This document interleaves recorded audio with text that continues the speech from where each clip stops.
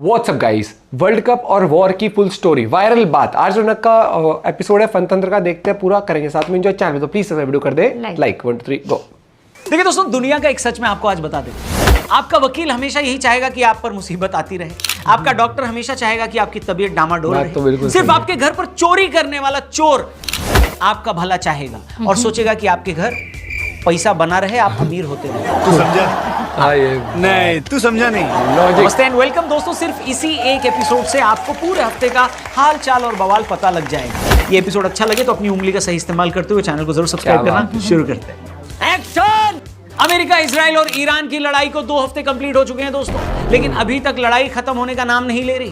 दुनिया भर की इकोनॉमी की हालत खराब है। वही फीलिंग आ रही है जो मार्च 2020 में आई थी। संपूर्ण लॉकडाउन होने जा रहा है। ईरान और इजराइल एक दूसरे पर बम और मिसाइलें बरसा रहे हैं, लेकिन उससे पर्यावरण को नुकसान नहीं हो रहा। और हमको बताया जाता है कि प्लास्टिक की स्ट्रॉ से कोल्ड ड्रिंक मत पिया करो, वरना कछुए को तकलीफ हो जाती है। अच्छा, और जो तुम ये पानी के जहाज मार दे रहे हो, गिरा दे रहे हो, उससे कछुआ नहीं परेशान हो रहा। हमारे कोल्ड ड्रिंक पीने से परेशान हो जाएगा कछुआ। क्या बात है सर, क्या बात है सर। और वैसे भी कछुआ कभी परेशान नहीं रहा मेरे भाई, मैं आपको बता दूं। खरगोश से रेस लगाने से लेकर आज तक कछुआ मजे में ही रहा है, समझे। बड़े बूढ़े कह गए हैं कि पड़ी लकड़ी नहीं उठानी चाहिए, लेकिन यूएस के प्रेसिडेंट को बड़ा शौक है पड़ी लकड़ी उठाने का। इनफैक्ट उन्होंने एक ऐसा काम कर दिया जिससे पूरी दुनिया को पड़ी लकड़ी उठानी पड़ रही है, क्योंकि गैस की सप्लाई ठप हो गई है, वॉर का सिचुएशन है, तो खाना बनाने के लिए पड़ी लकड़ियां ही उठानी पड़ेंगी। नहीं तारीफ का बढ़िया था। मतलब जिस खाने को खाकर गैस बनती थी, उस खाने को बनाने के लिए अब रेस्टोरेंट वालों को गैस नहीं मिल रही है। गजब बेइज्जती है। इंडिया में भी कमर्शियल सिलेंडर की दिक्कत सामने आई। रेस्टोरेंट वाले भी स्ट्रेस में हैं। मैं बोलता हूं भैया स्ट्रेस हटाओ। आगे बढ़ते हैं दोस्तों। ईरान ने वॉर खत्म करने की 3 शर्तें रखी हैं। पहली शर्त यह है कि ईरान को उसका हक दिया जाए। दूसरा ये कि इस बात की गारंटी उन्हें दी जाए कि आगे से ईरान पर कोई एग्रेशन नहीं किया जाएगा। और तीसरी शर्त यह कि जो नुकसान हुआ है उसकी भरपाई करी जाएगी। ईरान वाले एक चौथी शर्त भी रख सकते थे कि डोनाल्ड ट्रंप का इस्तीफा लाकर दे दो। पूरी दुनिया की दिक्कत जड़ से क्या हो जाती राहुल जी? खत्म। इस बीच धुरंधर 2 का भी ट्रेलर आ गया। न्यूज वाले ये बता रहे हैं कि पाकिस्तान में गैस की दिक्कत है, पर देखना आप 19 मार्च को जब भी फिल्म रिलीज होगी तो पाकिस्तान वाले भरपेट खाना खाएंगे, क्योंकि आदित्यधर फिल्म में यही दिखाएंगे। हालांकि धुरंधर 2 में भी धुरंधर 1 वाली एक गलती हुई है, बड़ा ब्लंडर हुआ है। रणवीर सिंह अपनी डायरी में इनविजिबल इंक का इस्तेमाल कर रहे हैं और फिर अंग्रेजी में लिख रहे हैं। मैं बस ये पूछना चाहता हूँ, हेलो डायरेक्टर साहब, अगर अंग्रेजी में ही लिख रहे हैं तो पाकिस्तान में अंग्रेजी पढ़नी आती किसको? तो फिर इनविजिबल इंक का इस्तेमाल करना लॉजिकल कहाँ हुआ? हेलो, ये बड़ी अच्छी बात कही है। बीसीसीआई के एनुअल अवार्ड्स होने वाले हैं, जिसमें राहुल द्रविड़ को लाइफ टाइम अचीवमेंट अवार्ड मिला। मैं तो कहता हूं बहुत बढ़िया डिसीजन है। सचिन क्रिकेट के भगवान है, सौरव गांगुली को ऑफ साइड का भगवान कहा जाता है, लक्ष्मण को 4th इनिंग्स का गॉड कहा जाता है। पर याद रखिए, जब मंदिर बंद हो जाता है तो सारे भगवान दीवार के पीछे ही रहते हैं। इंडिगो के सीईओ ने इस्तीफा दे दिया है दोस्तों। ये इस्तीफा जो 3 महीने पहले हमारे एविएशन में नेशनल क्राइसिस आया था, उसके बाद दिया गया है। इसका मतलब समझे दया, यानी इंडिगो की सिर्फ फ्लाइट लेट नहीं उड़ती, उनके एम्प्लॉइज भी सारे काम लेट ही करते हैं। सनराइजर्स की मालिक काव्या मारन ने इंग्लैंड की द 100 लीग में जो टीम खरीदी थी, उसके ऑक्शन में पाकिस्तान के अबरार अहमद को खरीदा है। लोग इस पर गुस्सा हैं कि आखिर इंडियन ओनर ने पाकिस्तानी खिलाड़ी को कैसे खरीद लिया। ऐसे लोगों को मैं कहना चाहता हूं, आपका गुस्सा जायज है। जो आप सोशल मीडिया पे लिख रहे हो वो लिखते रहो, उसमें मैं कौन होता हूं आपको रोकने वाला। पर बस एक छोटी सी चीज ऐड करना चाहूंगा कि पानी पिलाने के लिए किसी को तो रखना था। हार्दिक पांड्या के ऊपर नेशनल फ्लैग को इंसल्ट करने का केस हो गया है दोस्तों। वो फ्लैग पहन के अपनी गर्लफ्रेंड के साथ स्टेज पर लेट गए थे। वो वीडियो बड़ी वायरल हुई थी, हम सब ने देखी थी। ये दूसरी बार है जब पांड्या कंट्रोवर्सी में आए हैं, लेकिन अब की बार करण जौहर पर भी हम ब्लेम नहीं डाल सकते। बस गजब।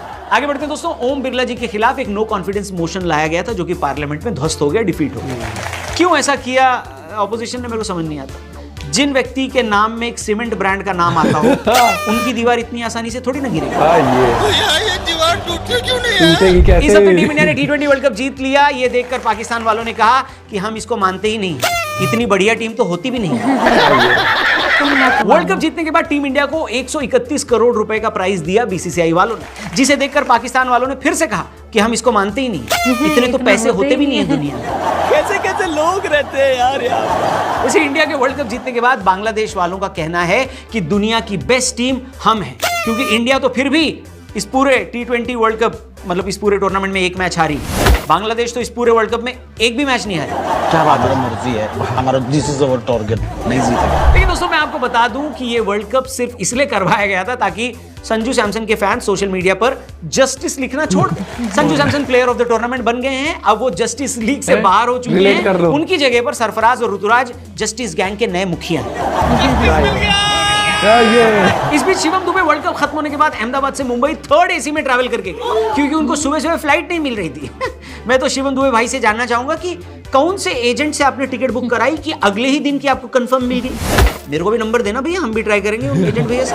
इस बीच IPL का पहले 20 दिन का शेड्यूल जारी कर दिया गया है, लेकिन मीम बनाने वालों में कोई खास उत्साह नहीं दिख रहा क्योंकि RCB ने तो पिछले साल ही ट्रॉफी जीतकर इन सबको बेरोजगार कर दिया।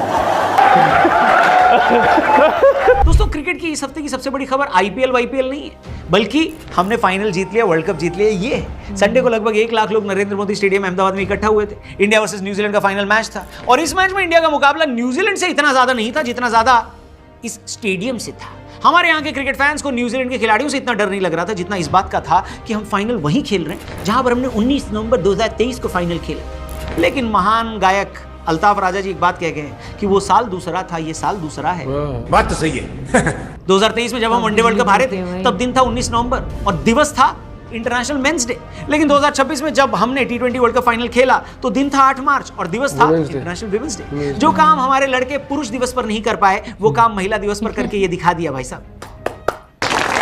टीम इंडिया ने 19 नवंबर 2023 को मिले गम को थोड़ा बहुत मिटाया तो और फाइनली नरेंद्र मोदी स्टेडियम में गए लोगों को मां तुझे सलाम गाने का मौका भी दे दिया। अब देखिए ये बात तो सब लोग वर्ल्ड कप से पहले मानकर ही बैठे थे कि वर्ल्ड कप तो हमारा ही है, इंडिया ही जीतने वाली है, बाकी टीमें तो खाली अटेंडेंस लगाने के लिए आ रही हैं। लेकिन जब वर्ल्ड कप शुरू हुआ तो उसके बाद से ही हमें पता लगना शुरू हो गया कि मामला इतना आसान नहीं है जितना दिखाई दे रहा है। टूर्नामेंट का पहला ही मैच हमारा अमेरिका के खिलाफ, जहां पर अमेरिका वाले नॉटी अमेरिका हो गए और उन्होंने वही करने की कोशिश करी जो 2024 T20 वर्ल्ड कप में इन्होंने पाकिस्तान के खिलाफ किया था। 70 रन के आसपास भारत के 7 विकेट गिर चुके थे जब कप्तान सूर्य कुमार यादव ने हमारी इज्जत बचा ली। इसके बाद हमारी टीम दिल्ली खेलने आई जहां पर मैच से पहले गौतम भैया के यहां पर दावत थी। ये दावत खाने के बाद अभिषेक शर्मा का पेट खराब हो गया जिसकी वजह से आउट ऑफ फॉर्म चल रहे संजू सैमसन को मौका मिला। संजू ने तेज शुरुआत तो दी लेकिन लंबा नहीं खेल पाए। वो तो भला हो हार्दिक पांड्या और ईशान किशन का जिनकी वजह से हम नामीबिया से आसानी से जीत गए। इसके बाद हमारा मुकाबला पाकिस्तान से था जो कि पहले होने ही नहीं वाला था, लेकिन लास्ट मिनट पर पाकिस्तान वालों को औकात दिखा दी गई और पाकिस्तान ने यू-टर्न मारकर कहा कि हम इंडिया से खेल लेंगे। हालांकि ये उनकी टूर्नामेंट में सबसे बड़ी गलती थी। जिस तरह धमाल फिल्म में लाल बटन नहीं दबाना था उसी तरीके से पाकिस्तान को इंडिया से नहीं खेलना था। लेकिन फिर भी पाकिस्तान ने खेला और इंडिया ने उनको पेला और ये साबित कर दिया कि मोहम्मद अली जिन्ना ने पाकिस्तान बनाया ही इसलिए था ताकि ICC टूर्नामेंट में इंडिया को फ्री के 2 पॉइंट्स मिल पाए। पाकिस्तान को हराने के बाद टीम इंडिया नीदरलैंड से खेली जहां पर सबसे बड़ा टॉकिंग पॉइंट था अभिषेक शर्मा की फॉर्म जो कि लगातार तीसरे मैच में भी 0 पर आउट हो गए।